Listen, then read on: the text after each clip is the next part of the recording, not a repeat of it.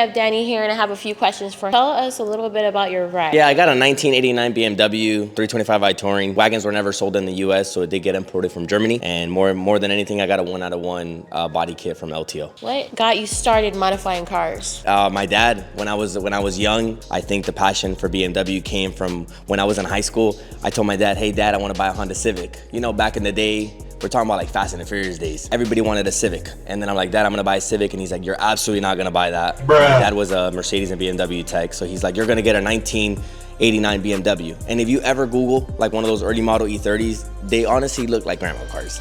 So I was like, there's no way I'm gonna drive that to high school. You know what I'm saying? Like with the boys. And Dad ended up saying like, I'll pay for it. So in that case, I was like, let's do it. Like, I don't gotta pay for it out of my pocket. And I ended up with a 1989 325 IS 5-speed manual. I was the only dude in high school with rear-wheel drive. And that was a game changer. And that's where the passion started. Your dad was like, you gonna get Granny's car, and no, you ain't driving that trash Civic, bro. Literally.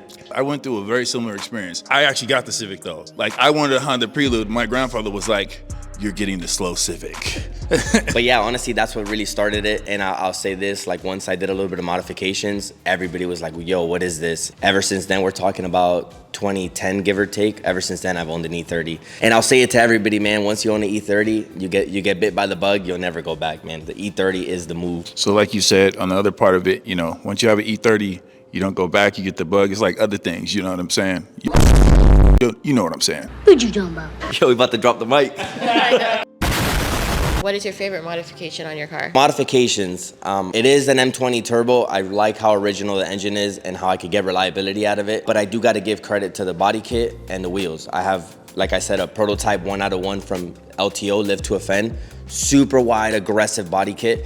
And then on top of that, I have 1-out-of-1 custom Brixton 3-piece wheels. So for anybody entering the car scene, what would you recommend? Like what kind of car? I mean, this is gonna be a little biased, right? Because I would say the BMW world for me is just one of those things where you get the comfort, the luxury, and the speed in the sense of like the style.